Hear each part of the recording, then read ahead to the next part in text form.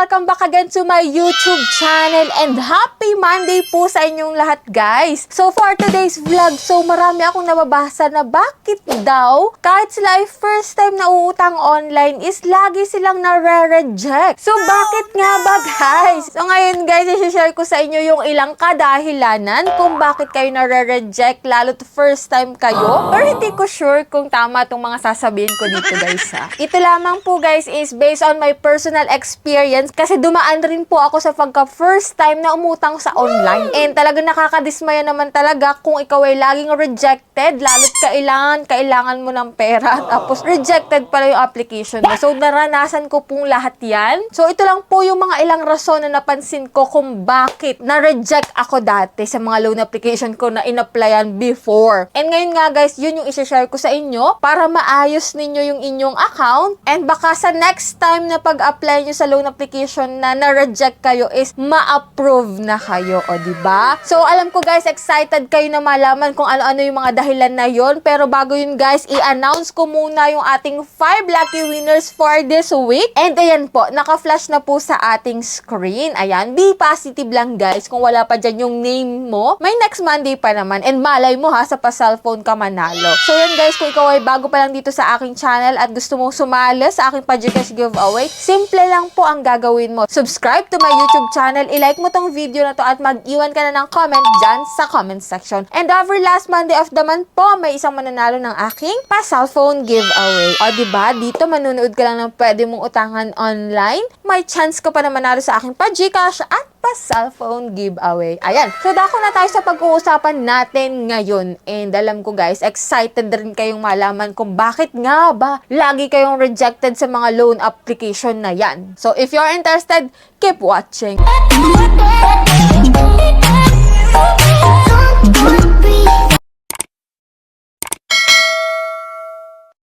So, disclaimer no, magdi-disclaimer na ako. Ito pong mga napuna ko is pang sarili ko lamang. Ito lang po yung mga ilan kong napuna nung ako ay first timer din na umuutang online before. So, yan guys, hindi ko napapatagalin pa. Kung ikaw ay first time na uutang dyan online, i-check mo po yung mga contact numbers na nilalagay mo sa contact references. Baka kasi yung iba dyan is gawa-gawa mo lang. Kasi may ibang loan application guys na tumatawag muna sa mga number bago ka i-approve or bago ma-process yung application mo. So, dapat guys, mga real person po yung ilalagay mo dyan sa contact reference mo. Syempre, ingat ka pa rin kung sinong ilalagay mo kasi maaari nga nila yung tawagan or i-text or sila yung bulabugin kapag ikaw ay overdue na at hindi ka mahagilap at hindi ka sumasagot sa mga tawag. Maaaring sila talaga yung kausapin. Kaya, check mo pa rin guys. And then, ang pangalawang rason para sa akin, siguro dun sa ID na ginamit mo. Kasi, di ba may mga list doon sa mga loan application na ina-applyan natin na recommended ID. So, kung ang ginamit mo ay hindi recommended, maaaring isa rin yun yung rason. Maaari po ha, posibilidad. Kaya mas maganda talaga na gumamit ka ng mga recommended ID type nila. Next na kadahilanan na maaaring rason kung bakit ka nare-reject do sa mga loan application is nakapag-apply ka na sa loan application na yun.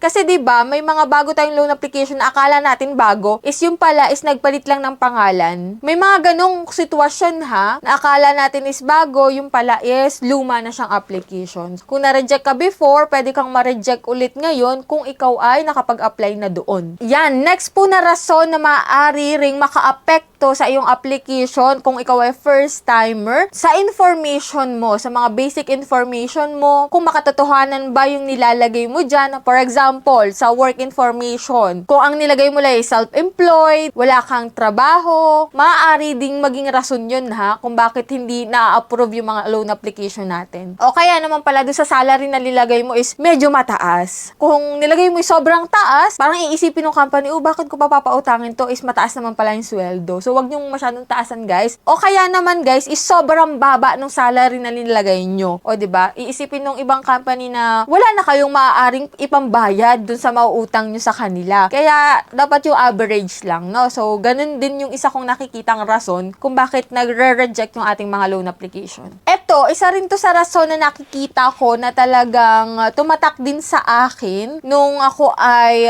magkaroon ng bad credit history before. Matagal na akong nakautang sa OLA dati. Then, nagkaroon ako ng bad credit history, which is hindi ako nakapagbayad sa kanya or na late payment ako doon sa isang loan application. Hindi ko alam guys kung nagre-reflect din yun sa ibang loan app. Kasi simula nung magka-bad credit history ako, sunod-sunod na rin talaga yung pag-reject ko sa mga loan application na ina-applyan ko sa ngayon. So, siguro, naging dahilan din yun, yung mga late payment ko, mga overdue ko sa loan. So, siguro, nag-reflect din talaga yun. So, yun yung nakikita ko rin na isang rason kung bakit nare-reject ako sa mga loan application. So, yun. If ever man na may bad credit history kayo before, so, yun. Isang dahilan din po yun, no? So, yan guys, yung mga maaaring dahilan kung bakit tayo nare-reject sa mga loan applications. Isa pa rin na nakikita ko guys, is gawa po ng mga OLA farming dyan. Mga nangungutang sa OLA, sa mga iba't ibang loan application, tapos hindi na nagbabayad or tinatakbuhan na nila. May mga ganun kasing mga tao guys, nag-OLA farming sila, then 1, 2, 3 na talaga. Tatakbuhan na nila yung inutangan nila. So, siguro, iniisip din ng mga ibang loan application na ganun din yung gagawin natin, kaya tayo nire-reject. Kasi kung iisipin mo talaga ha, kaya nga sila nag-o-offer ng loan application is para makautang yung mga tao na nangangailangan. So, bakit ka nga naman i-reject? 'Di ba? Kung lagi silang magre-reject sa lahat ng mag-a-apply, ano pang sense ng pagiging loan app nila? Pero may ilan-ilan din ako nababasa na